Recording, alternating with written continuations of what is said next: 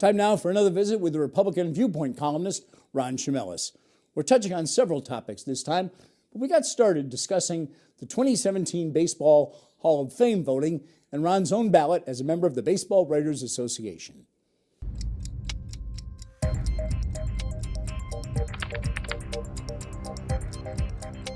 I'm comfortable with Schilling as a Hall of Fame pitcher. I'm not comfortable with him as a Hall of Fame politician. And he continues to egg people on and then play the victim. That's really annoying, but I don't think it's a reason not to vote for a baseball player. And he likes to create controversy, it seems.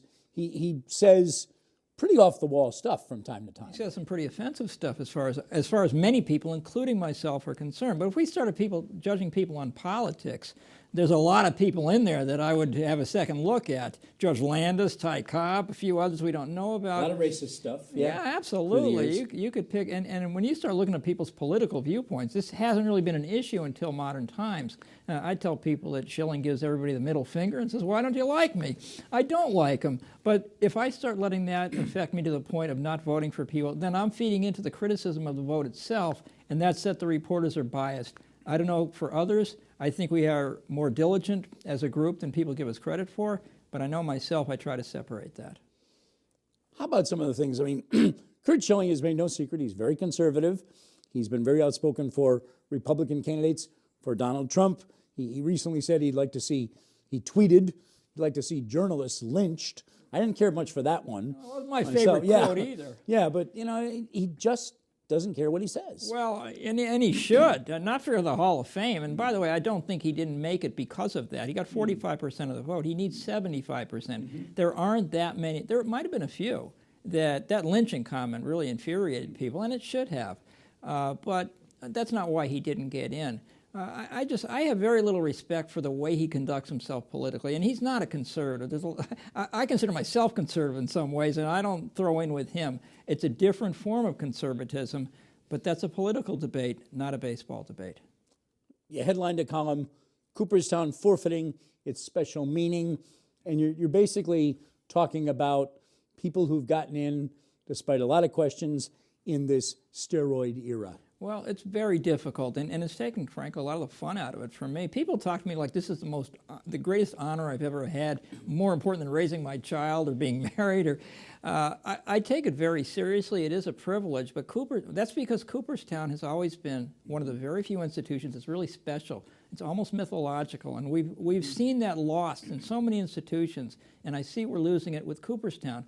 Pudge Rodriguez got in. He's one of the greatest catchers ever. I don't know if he's the greatest, like I've heard. But there are clear steroid implications to him, and he got in on the first try. And it's not so much the people who didn't get in, although I think Vladimir Guerrero should be in.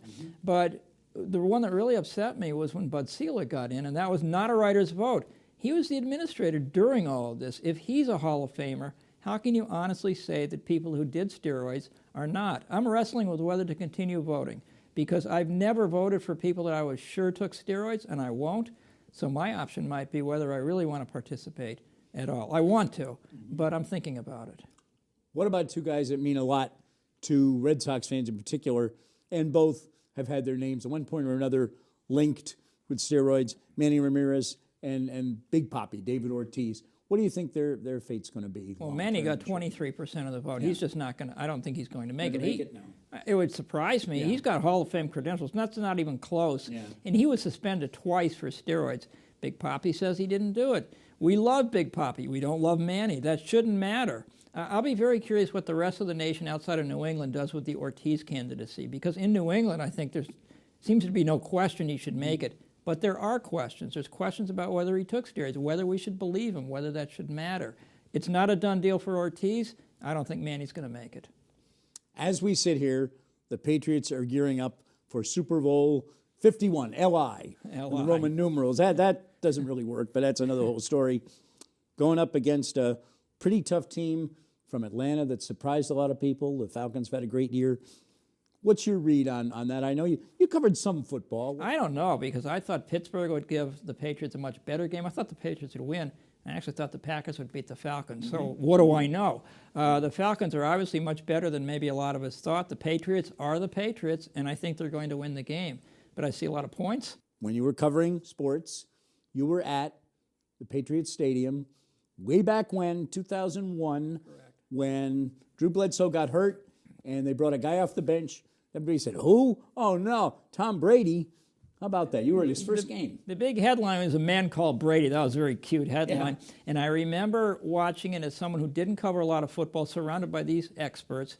And I'm thinking, maybe when Bledsoe comes back, maybe they should stick with this Brady guy. But I didn't have the guts to write it. It's one of the best columns I've never written. And only one writer, one of the Boston Herald writers, said after the game, and in print, he said, we should look at whether Brady might be better than Bledsoe. That was heresy back then. But as Bledsoe was out for a long time. Brady got better and better. Nobody imagined he'd be what he has become today, the greatest quarterback, in my opinion, ever to play. And I'm not a hyperbole guy. But that first day I said, there is something unique about this guy. And I was right about that. Couple of minutes left. Let's turn to the topic. I know you were saying it's almost hard not to write a column some way or another that doesn't come back to what's happening in the country right now politically, the new presidency, Donald Trump. Everybody, it seems, has a strong opinion. They either love him or they're terrified of him. And you wrote one column where you said to people, hey, this is what it is. Well, it's what it is because I think a lot of the people who can't stand him are denying the fact that he's the president. Keith Olbermann says we shouldn't call him President Trump. We hear the term illegitimate. He's a legitimate president. He won the Electoral College vote. He might not be a good one, but that's different from legitimate. Every subject, I'm almost trying to stay away from it because every subject about Trump I say is toxic no matter which side you're on, and every subject seems to be about Trump. It's very hard to have a rational discussion or dialogue with people about this subject, but we'll keep trying. Huge march in Washington, marches all around the country, the women's marches, people basically, I don't know if there's so much protesting Trump as saying, here's the issues we're worried about in the time to come. What'd you make of that? Well, they're entitled to do what they did. I'm not surprised, but one of my colleagues made the point, how many of these people voted? Did they all vote when they had the chance to deny Trump the presidency? Did they do that? Did they do that in Michigan, Wisconsin, and Pennsylvania, where it was very close? Some of them did and some of them didn't. I'm not a big fan of protests for the sake of feeling good about yourself. What are you going to do to mitigate what you don't want this fellow to do? That's much harder, and that's more important than going out with a sign and making a lot of noise. Ron Chimelis, always a pleasure, sir. Thanks for coming in. Thank you, Jim.